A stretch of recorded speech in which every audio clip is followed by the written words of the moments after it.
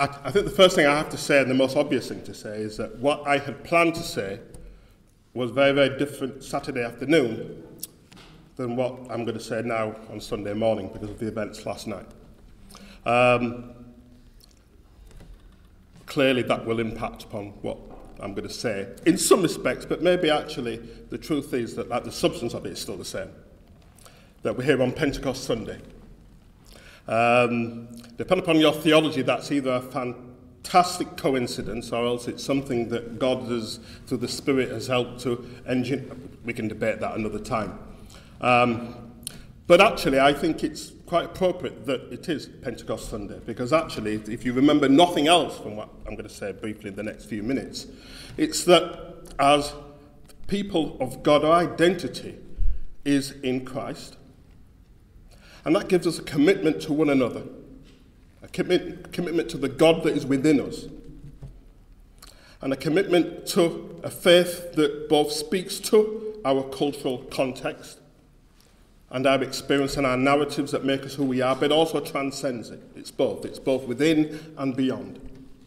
And so if you remember nothing else, it's actually that on this day, what we have as Christians is a hope in God that's fashioned us as a people that encourages us to see one another as bearers of the stamp of Christ, irrespective of the societal differences and the ways in which we sometimes identify and label one another.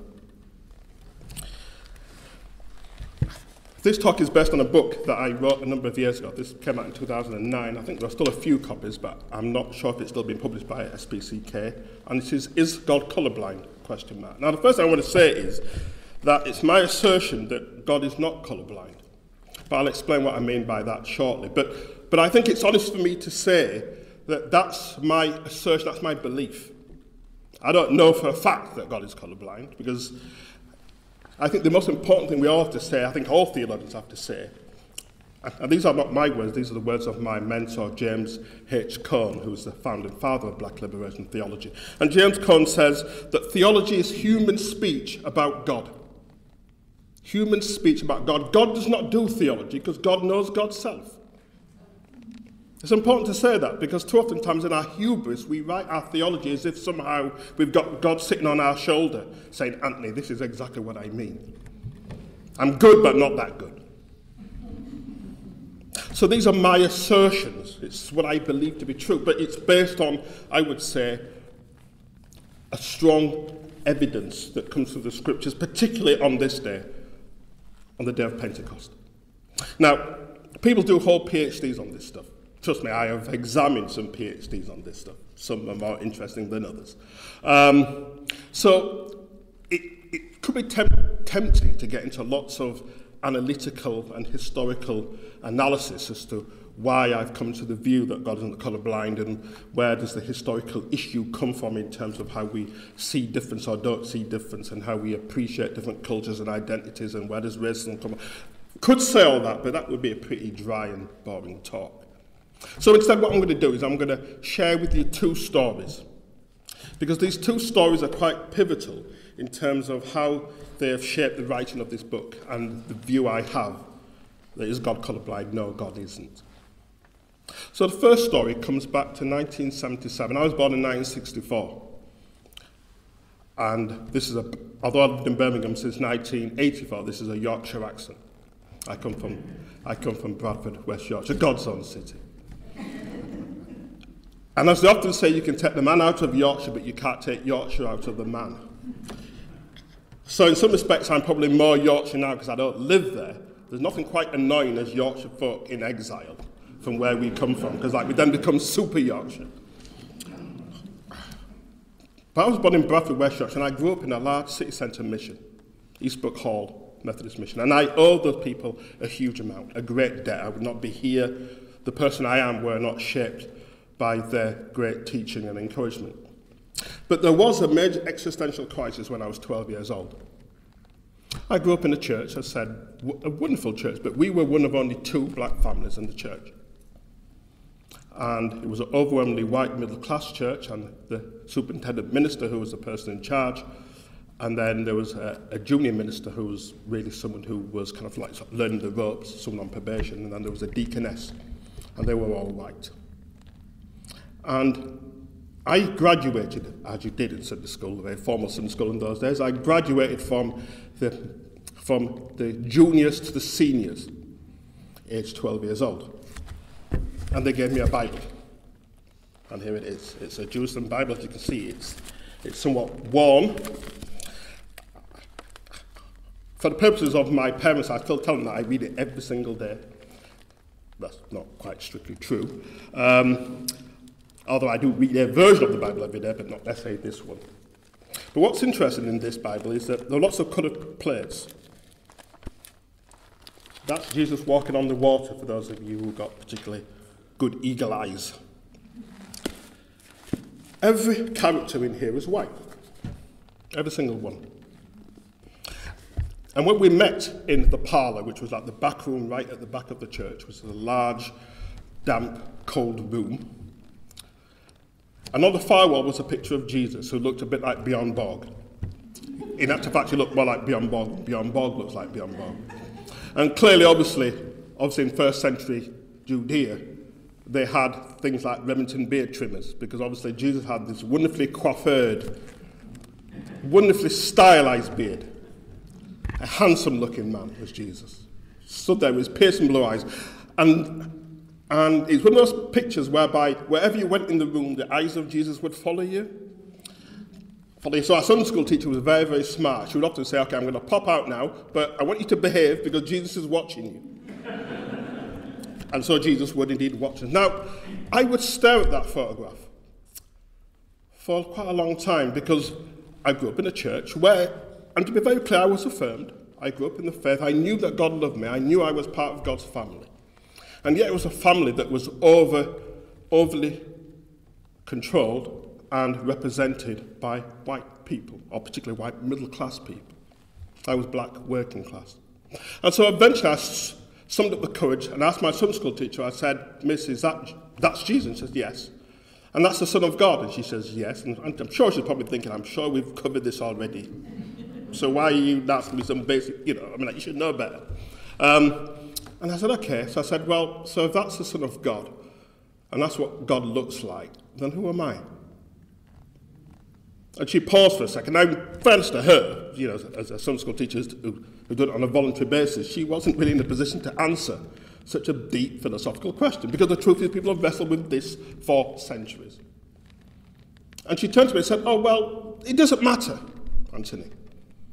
And at one level, that answered the question, okay, it doesn't matter. But yet, of course, in another way, it did matter. Because it mattered in a church where power was held by white people. All the images were white people, insofar as there were images in a non-conformist Methodist church. Like we don't do images too tough, if you know anything about Methodism. But insofar as there were pictures, there were not pictures of diversity. And insofar as there were pictures representing Holy Scripture, there were not diversity in here either. And the social experience I had growing up in Bradford was that we lived in one of the poorest parts of the city. That's where the immigrants lived. People who come from the new Commonwealth, Africa, and the Caribbean. My parents come from Jamaica, and then from Indian subcontinent, India and Pakistan and Bangladesh, of which there was a significant communities in Bradford. We all lived in the poorest parts. And so therefore saying it didn't matter didn't quite correlate with our social experience, where of course it did seem to matter. And so for years I wrestled with this.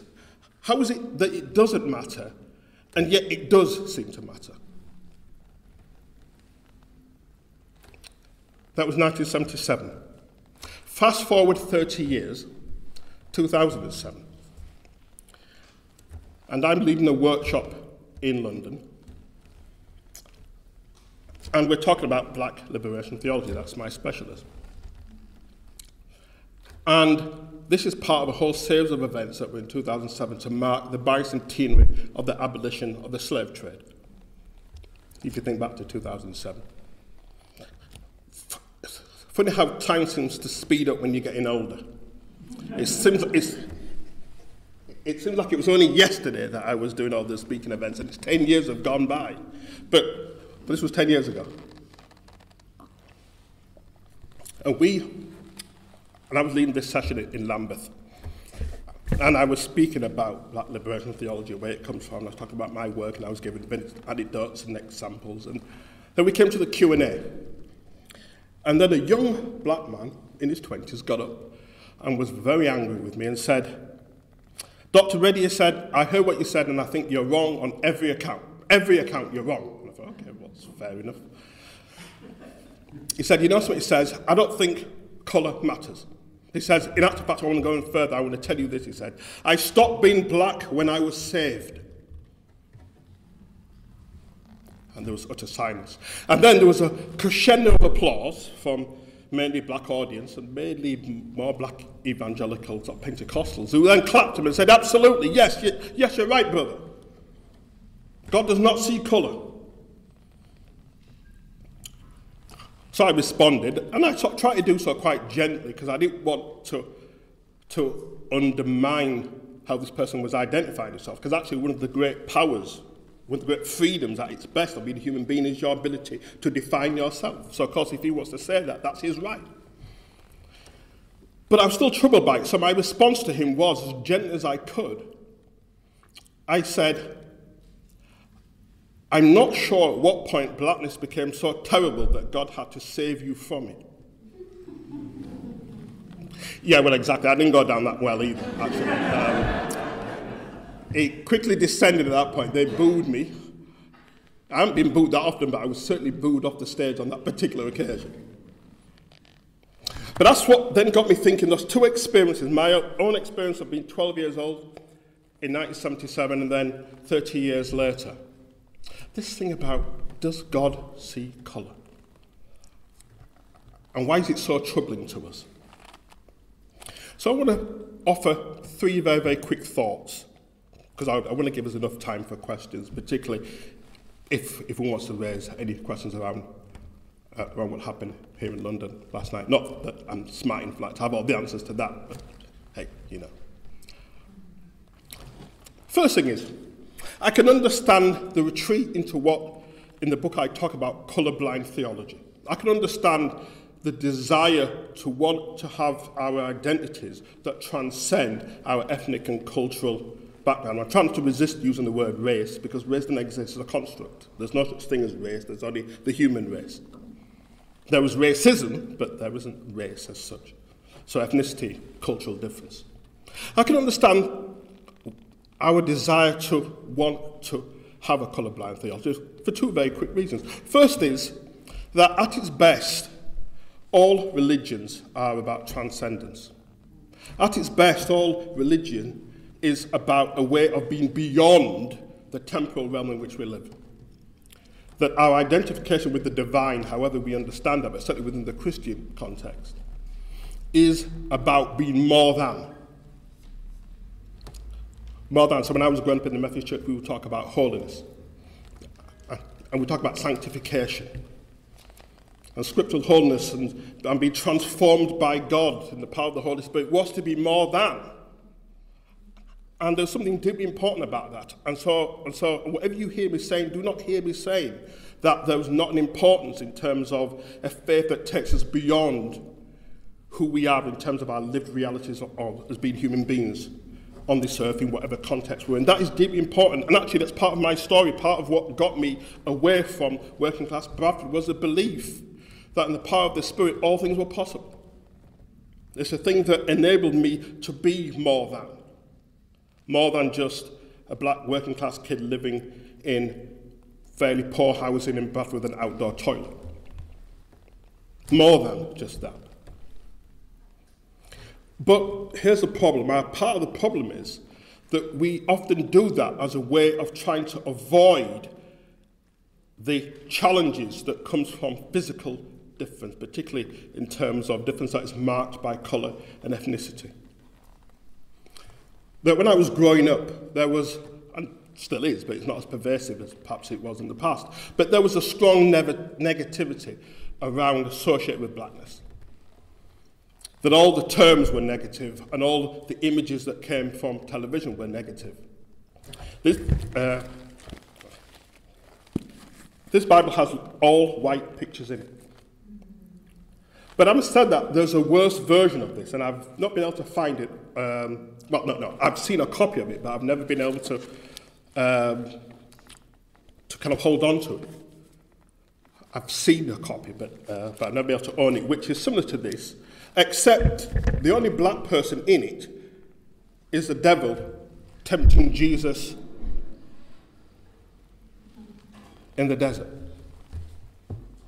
That isn't accidental.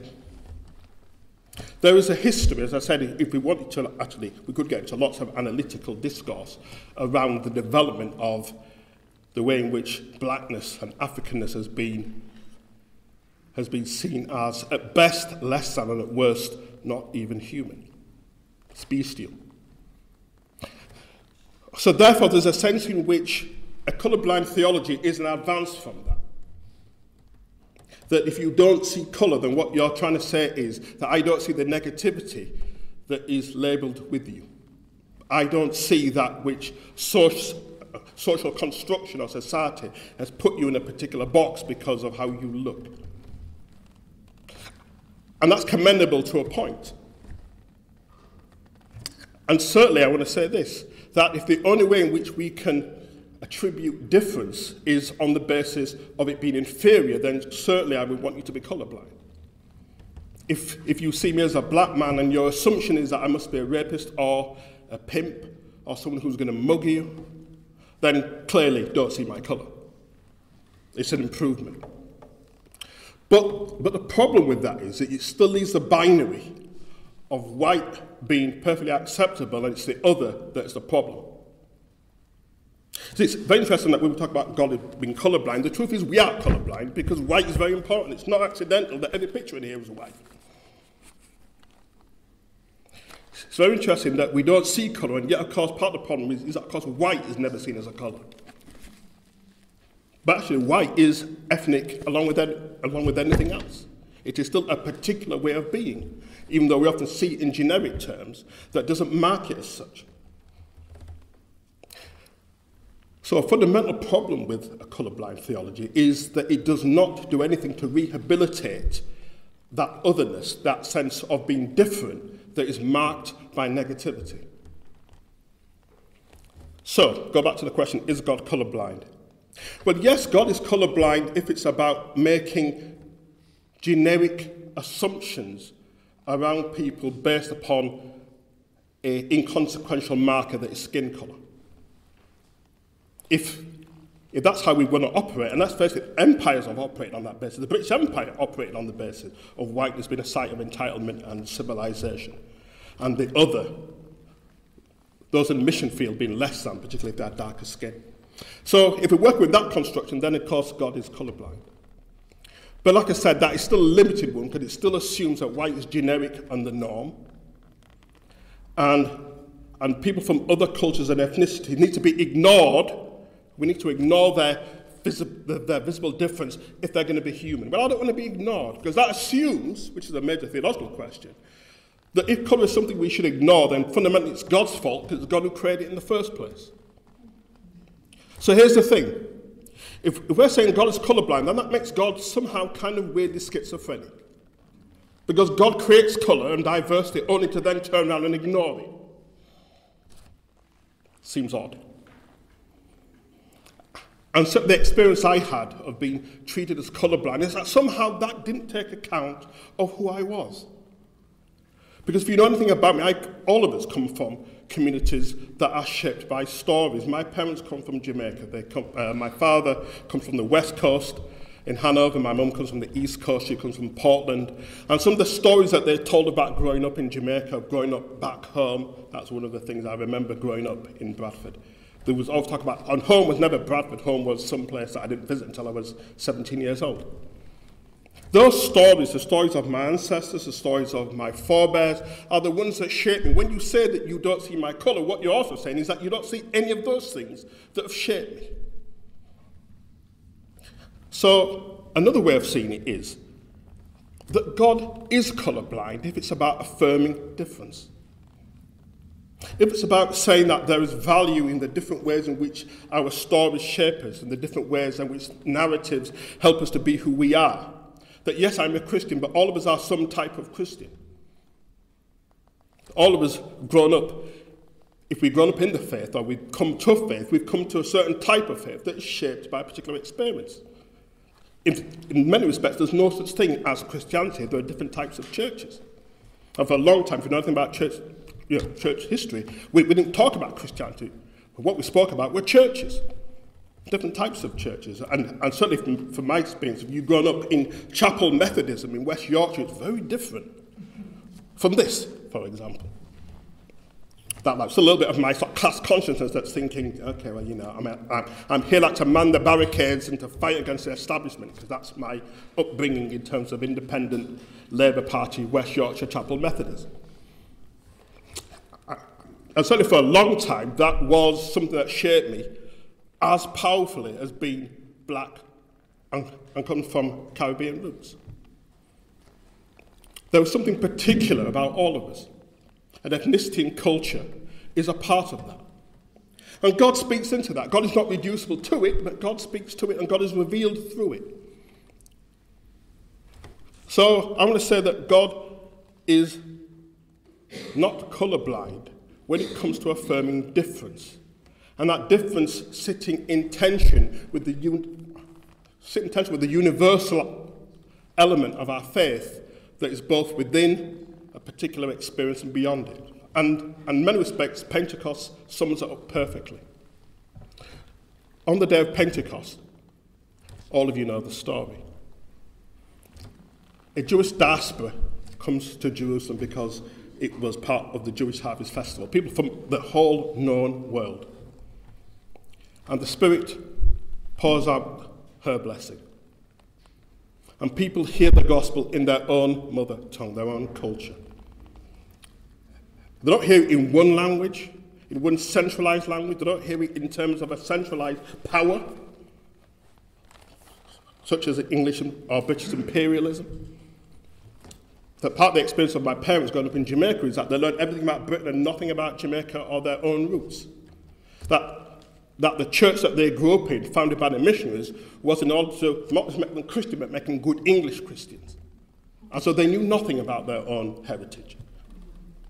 That is in contradistinction to Pentecost, where, of course, the Spirit allows people to find God, but find God in a way that is familiar to them.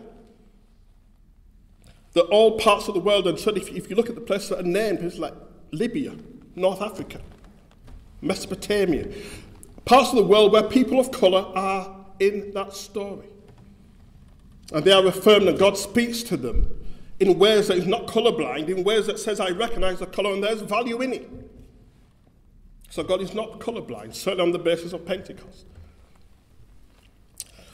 But having said that, here's a tension.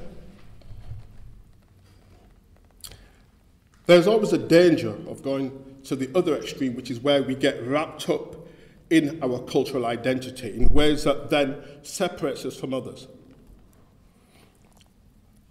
And ways that makes our faith so particular that we use a universal element that says that all of us fundamentally are still brothers and sisters beyond that. It's about unity in diversity. But that's a tension that we hold. That on the one hand, if I speak personally, that's all, is the only way in which I can speak. Speaking personally, I am, in one respect, I am the sum of all the ways that I've been shaped as a human being. Scholars, anthropologists sometimes talk about the root, R-O-O-T, tells where we come from, and the root, R-O-U-T-E, which is like the journeys that we take. And both those things shape us, that where we come from and the places that we've been all rub off on us. And all those things make me a particular type of person. So when I say I'm a Christian, I'm a particular Christian because of all those things that includes my ethnicity and my cultural background. And those things matter to God. But I'm not trapped in it. And so the faith both speaks to it, but still transcends it. There is still something of our identity in Christ that means that we are also resident aliens. That although we come from a particular place, our identity is not rooted just within that, which is why, for example, nationalism should be a real problem for Christians. That we find ourselves in a context whereby we think our allegiance lies to a particular place with other people and not seek identification with other brothers and sisters in the faith who don't look anything like us and we may never meet, then we have lost the dimension of our faith. But it's also about transcendence. It's about going beyond. So yes, God is not colorblind. I think God sees difference. I think God affirms difference. God affirms cultures. But our faith is not locked into a particular culture. It's not locked into a particular form of expression. It's not locked into a particular form of words or a particular set of creeds. That part of our scandal of church is that we have not been one, as Jesus says to his followers in John 17. What we often end up is, and for truth, it's about human nature, we always end up being tribal. Now, we often use that as a pejorative way of looking at Africa, but the truth is all of us are tribal. Let's think about the election campaign that we've been in and tell me anything more tribal than that. All of us belong to particular groups. All of us have our social networks. So if we're honest, at their worst, they simply reflect our own prejudices. If everybody just listened to me a bit more, if everyone actually just bought my books a bit more, I mean, I could do with the sales. I could do the sales and the royalties. You know, if everyone just bought this a bit more, listened to me, the kingdom of heaven would be just about a little bit closer, you know? All of us are tribal. All of us live in our particular groups. It's not just Africans who are tribal, all of us are. And our faith at one level speaks to that. There is something about being part of a group that affirms you, that speaks to your identity and your culture. There was something for me about growing up in an African Caribbean community in Bradford that was about helping me to understand who I was, that the narratives of where I came from, the root R-O-O-T and the root R-O-U-T-E, were formational. And I guess all of us have those stories that we could share about our own experience, about how those things have shaped us. And God speaks into it because it's part of our history, it's part of our humanness. Actually, that's what the incarnation tells us, that flesh matters so much that God took on flesh and lived in a particular place. But also, our faith transcends that. Not at the expense of our identity and our culture or our colour, if we want to use those terms. But God affirms us in that, but always reminds us that there is more. There is a beyondness. There is something into which we are being daily shaped by the power of the Spirit that helps us at its best to have identification with others who are not like us. In conclusion, let me just say a very, very quick thing about when I first came in here, because I arrived a little early, because I was slightly concerned. I'm always paranoid about being late, and it's interesting how cultures shape you. That one of the culture I grew up with was the assumption that Caribbean people had no concept of time and we just drifted in when we liked it. And I remember turning up late accidentally for a meeting, which was a whole set of circumstances beyond my control. And the person who was organising it then assumed and says, well, of course, it's great to see you, Dr. Reddie. We know that black people have no concept of time.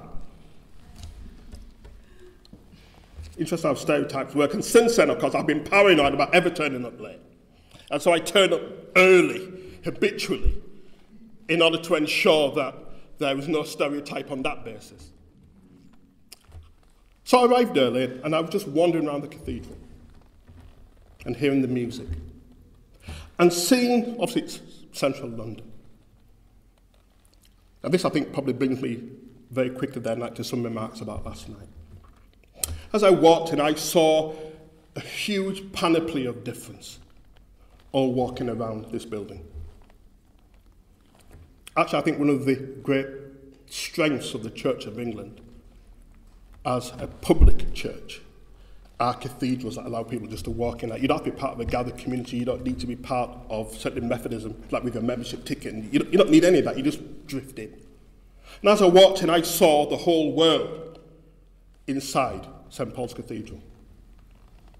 People from all different cultures, different walks of life, different narratives, different reasons that they're there, different stories that have taken them there, different stories that have shaped who they are as individuals.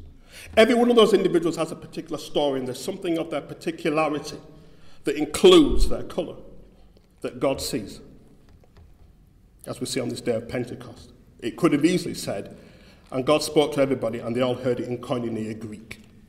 But they didn't. They heard it in their own mother tongue, the place where they came from, the place that had shaped them. And yet, there is unity in the sense in which all of us are together in this place.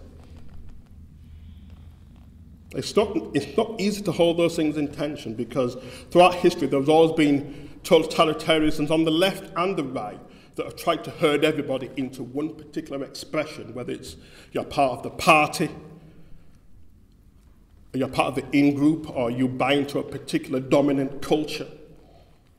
There's always that tension within human beings, and the church has often been, at its worst, a collusive partner in that wants to close down diversity. And yet at the same time, if we get to a point whereby our particularity closes us off from engagement with others, if it separates us from the common sense of empathy with the other, then we have lost something powerful within our faith that is expressed on this day of Pentecost. That the people are together, they are unified in their diversity, but they are diverse in their unity.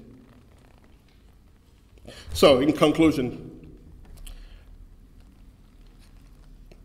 the scandal of the events of last night is that it is about trying to separate. It's about trying to say by one group that we have nothing in common with, to the point whereby we will kill others in order to make our point.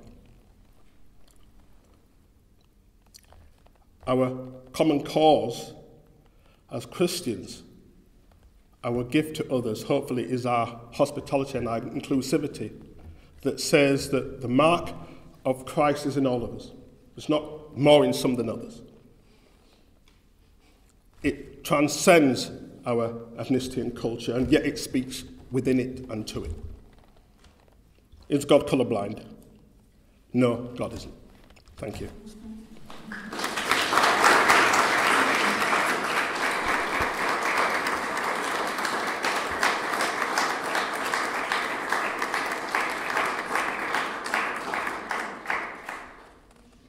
Thank you very much, Anthony. We've got about 20 minutes for questions and comments. Yeah. Can I raise two issues? The first is about age in the Church of England now, two black bishops, I think. In my own church, the Roman Catholic Church, we don't have any black bishops at all. So I'd like to hear what you have to say about that. And the other thing is, in the missions, when I went to India, I was horrified to see that every single statue was white. But when discussing that with Indian friends, they said, that's what we want. And I said, well, why haven't we got Indian things? So perhaps you like to Yeah. Okay, well, let's very, very quickly. Well, first, I think I haven't worked at Queen's for a long time. Actually, I don't work there anymore. Actually, like, your bag was a bit out of date, but that's a whole other conversation, unfortunately. Is that I've learned the importance of ecumenical sensitivity. So let me just be very, very careful about what I say about Roman Catholic churches, or the Roman Catholic Church. Undoubtedly, for our church all our churches like to better reflect the kingdom, it would be ideal that our leadership actually reflects the broader membership of the church and clearly actually represents the gifts and graces of all peoples, from all different cultures, and recognises that that diversity brings something rich to the church. And I think that part of the challenge of all our churches is that tension between being both divine gift, that we didn't invent the church, it's God's gift to us, and yet at the same time it's a human construction that is based upon human politics and all the worst of that. And so what I would say is, hopefully, if we have this conversation in 10, 15 years' time, there will be black bishops in the Roman Catholic Church. And there'll be more than just two within the Church of England.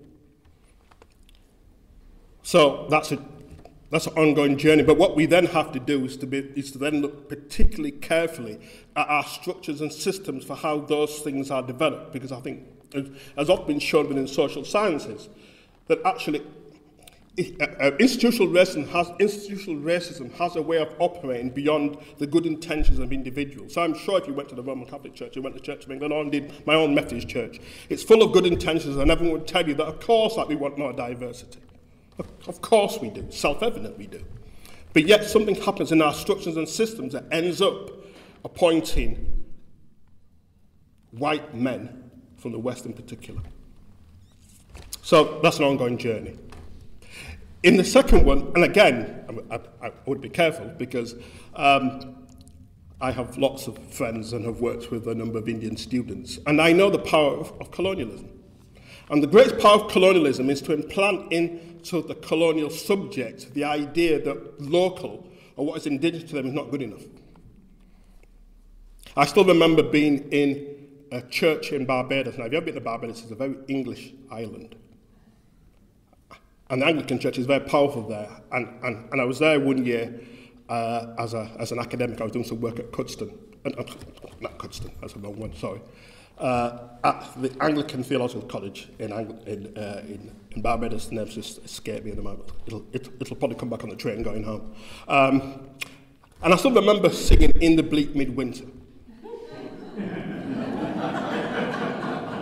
In Bridgetown, Barbados. Part of the internalized racism of colonial subjects is the way in which you internalize the notion that what happens at the metropolitan centre is, of course, superior. It's the real thing. It's not who we are indigenously. So, for example, in the Methodist Church, they still use like the 1933 red hymn book in the Methodist Church in the Caribbean. Now, in Britain, we've had three different hymn books since then. Actually, we don't use the 1933 hymn book. But for people in the Caribbean, that's what real Methodism is. Even though Methodism in Britain, which is the centre, actually dispensed with that a long time ago. So part of our challenge is that, and this actually goes back to the talk I was trying to articulate, is that we have to break the dominant relationship between colonialism and empire and a particular facet in which the faith is articulated, and break that and say, actually, God is bigger than that. And every church has to be a particular type of church and has to find indigenous language and cultures and expressions that speak to who God is in Christ in that place, as opposed to what God in Christ was like in London circa 1870.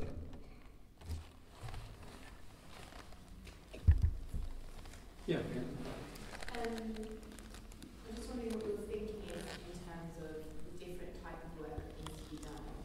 I just feel that people of colour, we know this already, and I think that white people need to be doing their work separately. Yeah. Because white people's racism and how it impacts my life is their problem. Yeah. They need to deal with. Indeed, absolutely. So I'm just wondering what your advice is, Mm-hmm. what your position is on the separate work that needs to be done. Yeah. People of colour can be having a different conversation. Yeah. Up to speed. Yeah. Because we've been there, we know this. Yeah, indeed. We've got other stuff. Yeah. This is, other people need to catch up. Yeah. People are late us. Yeah. I'm just wondering, you're thinking of that, number one. And number two, in terms of how do you make peace with the notion that a church that you were part of has a deeply problematic history in terms of its relation to your people? Yeah. How do you, how do you make peace with that Yeah. person knowing the horrors of Sure. missionaries and Yeah. that Yeah. you today Yeah. should be in that? Indeed.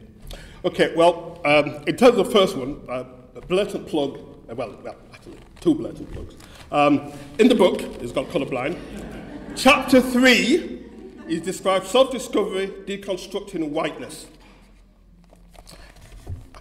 Whiteness, and if anyone is, and also if anyone knows anything about the British and Irish Association for Practical Theology, BIAP, they have an annual conference every year. And this year they're meeting at St Mary's College at St Mary's University in Twickenham. And one of the keynote speakers is myself. And my lecture will be talking about deconstructing whiteness post-Brexit. And in both, this is a small chapter that, in the paper I'll be giving at BIAP, which will eventually be published in a journal called Practical Theology, if anyone ever gets Practical Theology. So it's a very good journal and it'll be published in there later this year. That what I'm saying in both of those things, actually this was the starting point, is best what I've said about this Bible. That we see colour. Now, if I had £1 for every white person, so right now I don't see colour, and it's like, yeah, trust me, you do.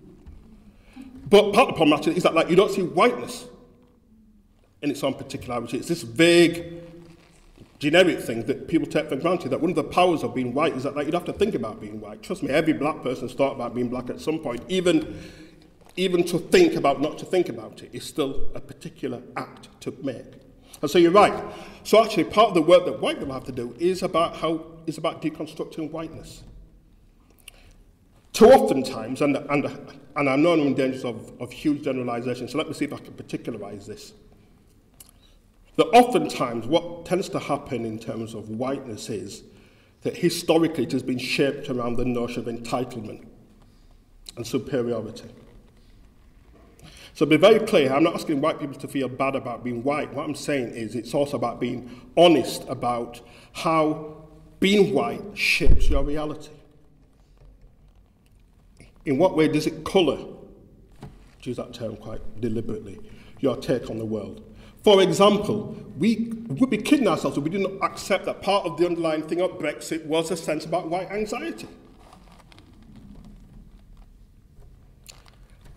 And weirdly enough, if you look at the voting patterns of Leave, it was often in places where there wasn't even huge amounts of difference in that place in the first place. Whiteness is predicated on superiority and being normal. And when people turn up who are not like you, then suddenly that breeds a certain level of anxiety. So part of the issue about whiteness is how does one get to a point where it is more than just having to be better than or be different to or be superior to others. And I say this all the time to my white brothers and sisters. Actually, one of the things you need to do is not to come and tell me about racism. You're right, because I know about racism. What I need you to be is to address the racism that is caused by white people.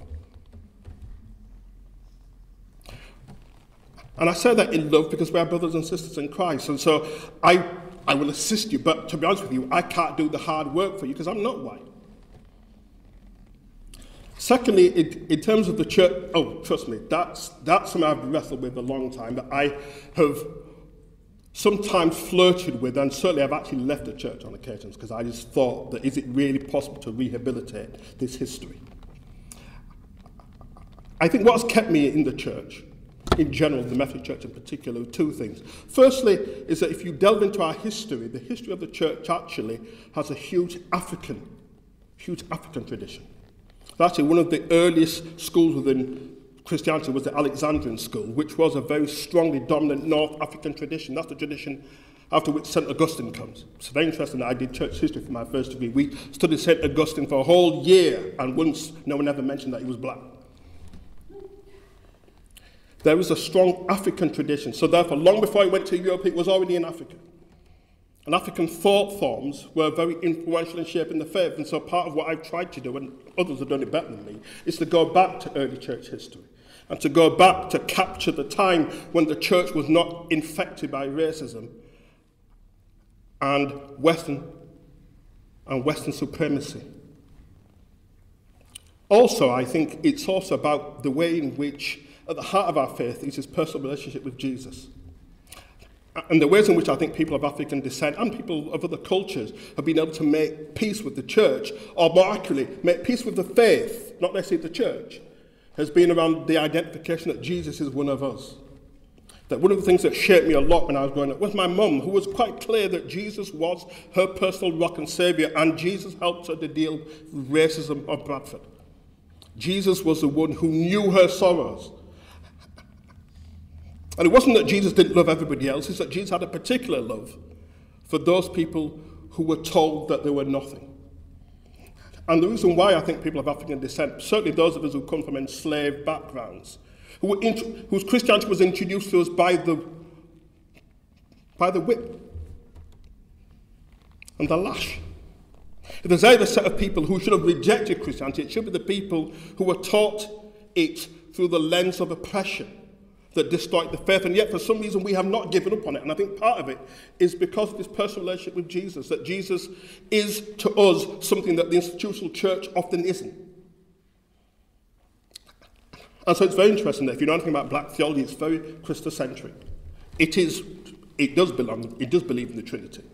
But Jesus is central to it because Jesus if you look at his life experience, so for example, one of the most important books written in black theology in the last few years is by James Cone, and the book is called The Cross of the Lynching Tree. The Cross and the Lynching Tree by James Cone. And Cone says, well, he says for black people in America, our identification with Jesus comes from the fact that his death on the cross is just a first century lynching. He's unacceptable, people don't like him, and he gets strung up and people stand around and they laugh and they ridicule. And God is with him in that suffering moment. And he says for all those African Americans who have been lynched, often by good Christians, who saw no contradiction between reading their Bible and loving God and then lynching a black person, he says, Jesus knows our suffering. Jesus doesn't side with the white man or the white person in the plantation house. He's with the people who are being lynched and the ones who are suffering servitude in the fields. I would highly recommend, I recommend this as well, but I also recommend even more so, The Cross and the Lynching Tree is a brilliant book by he is the most important black theologian there will ever be, James H. Cone. I really want to open that up because it's incredibly fragmented in sort of way you portray the argument. But the impression I'm going to walk out with, unless you correct me, is that you really lay down much more of a challenge about what is Christian faith. That's what I hear you say. I know you talked about this colorblind or not, but that seems to be the beginning of your argument. What you're asking us really to look at is what does it truly mean to be a Christian? How do you interpret that? How does that fit into the political, social, economic, cultural environment that we live in? And particularly, what is the role of the church? Because as you just pointed out, if there are those inconsistencies, how do we address those? Am I reading correctly? Absolutely, and that's a very, very subtle take on that. Yes, absolutely. I think at the heart of all theologies of liberation, of which black theology is a particular type, is a very critical question around what does it mean to be a Christian believer? And where is God to be found? And that is a real challenge, certainly to our institutional churches, because that when I was growing up, let me just very quickly say this very personally, that when I was growing up, and as I said, I have great admiration for the church I grew up in, so I don't want this to be heard that I'm slagging off the church that formed me. But it was a racist church. And the thing that struck me was that, yes, they'd love me, but I was still seen as second class. And the truth is, when I look back and I think about the sign of the kingdom wasn't often in people in the church, it was people in my school teachers. And I can think of two particular school teachers who were not Christians, but their belief in me as a human being and their belief in the equality and the importance of all people, irrespective of ethnicity or race or class, that in many respects they were more disciples of Jesus than anybody in the church I went and saw on a regular basis. And so the great challenge of liberation theology often is that part of our problem with organised religion, certainly when it gets allied to forms of conservatism with a small c and a large c, is that it ends up defending the status quo and people on the margins get overlooked. And so you're right, a central contestation is what does it mean to be a Christian? And if you're a Christian who has a privatised faith, now this is new, Bonhoeffer and people said this a long time before about costly grace, that if our faith leads us to a privatised faith that says I'm saved by God but sod everybody else, and particularly if they don't look like me, particularly if they're Muslims, particularly if they're seen as people who are different and dangerous. Now let's face it, there are types of Christianity in Britain on the right in this country that are doing this as we speak. That when they talk about we got to defend Christian Britain, you know it doesn't include me in it. That defending Christian Britain means defending white Britain. And so you're absolutely right, a central contestation of the faith is one that has a radical belief in the importance of all people, particularly those who are at the bottom of society and those who are marginalised. For those of you who don't know about liberation theology, so at the centre of it is a preferential option for the poor. that God has a particular care for the poor. It doesn't mean that God doesn't love everybody else. One of the best descriptions I've heard actually comes from one of the founders of liberation theology, which is Gustavo Gutierrez, who says it's something like, a good parent loves all their children, but a good parent also knows that like the strong, confident ones who are going to stride off and do great things don't need as much care and attention as the ones that are struggling in the family and have a whole set of issues that means that they're not going to survive without extra care and attention.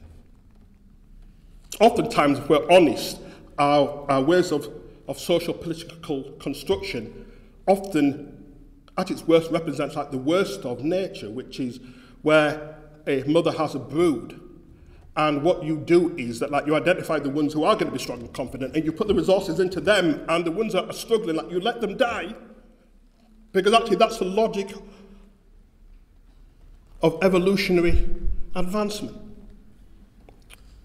That the ones who are not productive, the ones who are lazy, the ones who are shiftless and skiving and the chavs, and we all know the type of language that can be used, are the ones that don't matter.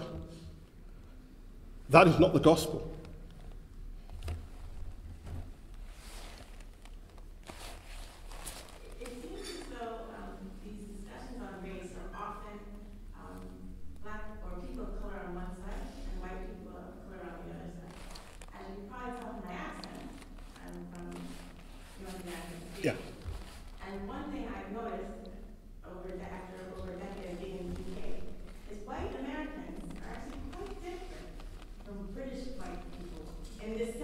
Mm-hmm.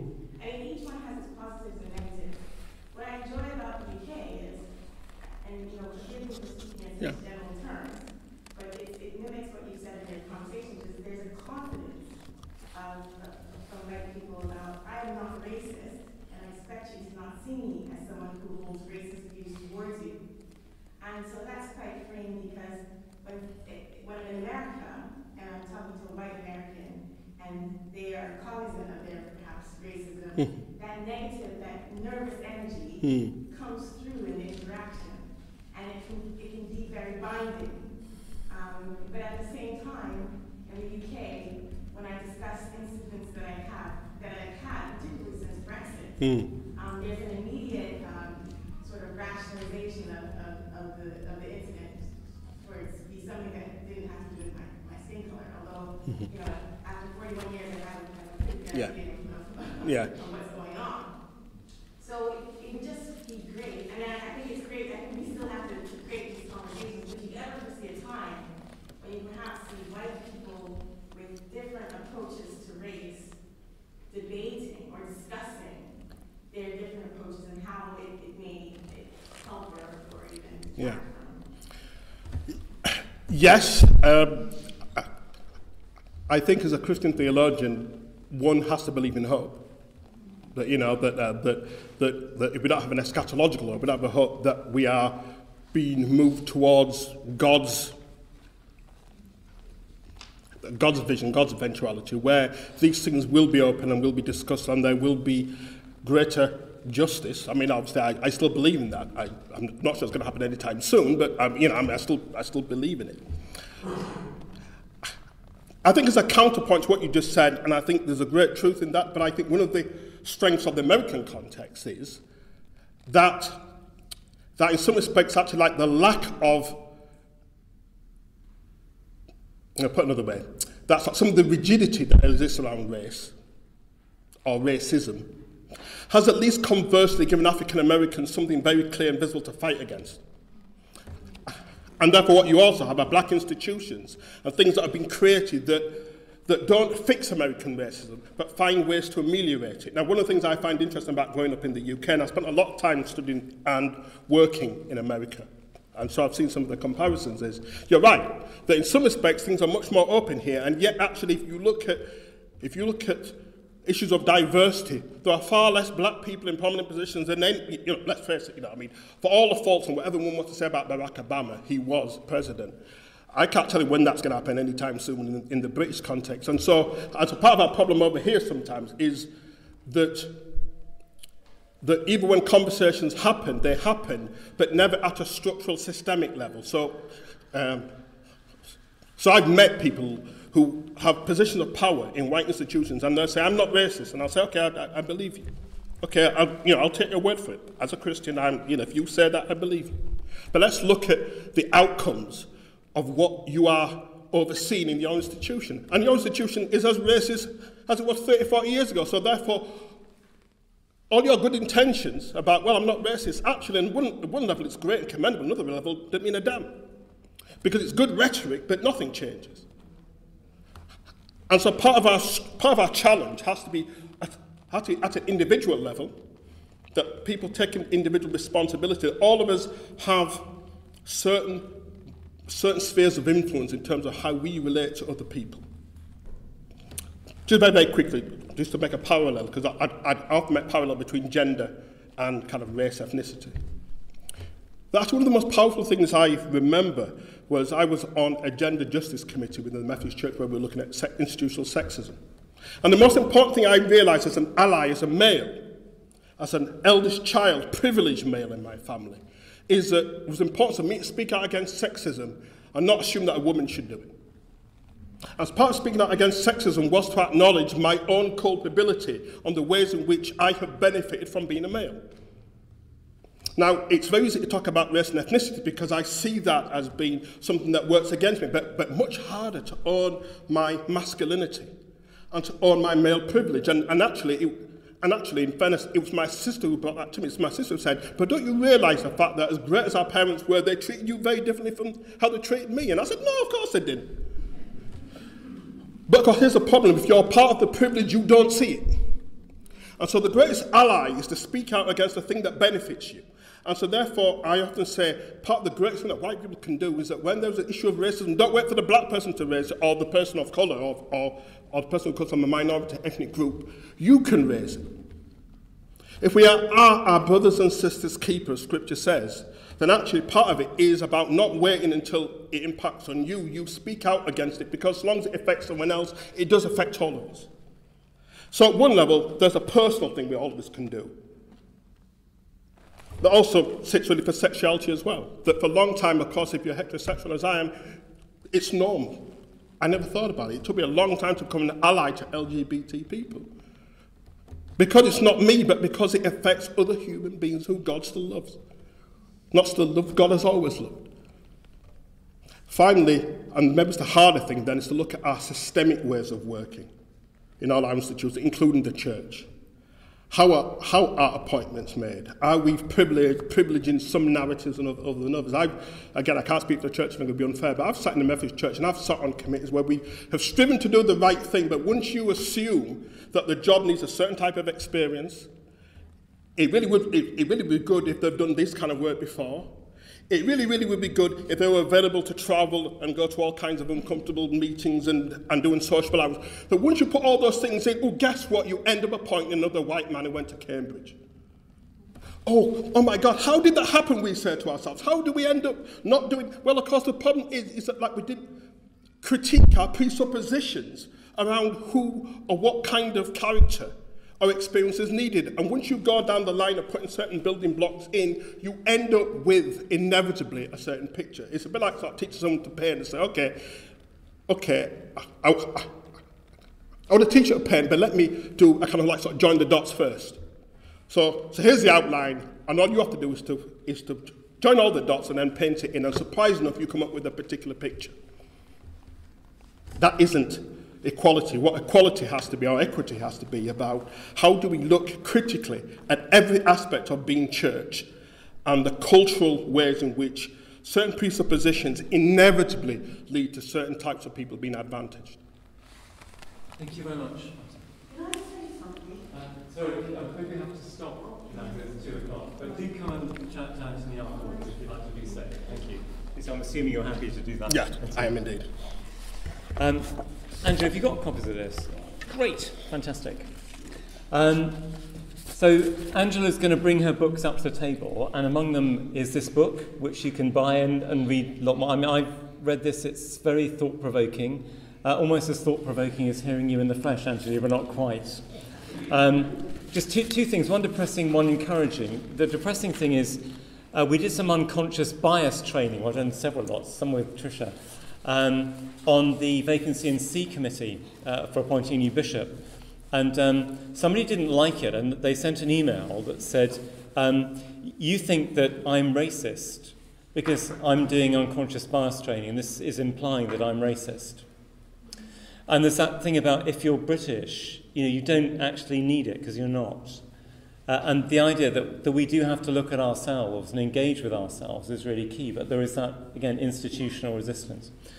The very positive thing is where you started, which is about the Spirit that leads us into all truth. And that's our hope, my hope, the hope of the church, is that despite all our failures and faults, the Spirit can nonetheless beat us over the head, open our hearts to see the logs in our own eyes, and enable us to begin to change. But it's a long and a tough road. But Anthony, thank you so much for all you've done, not just here this morning, but what you've done over the years to try and push this in the church in such a deep and thoughtful way. And we're hugely grateful for you for coming and giving your time to us this afternoon. Thank you very much indeed. Thank you.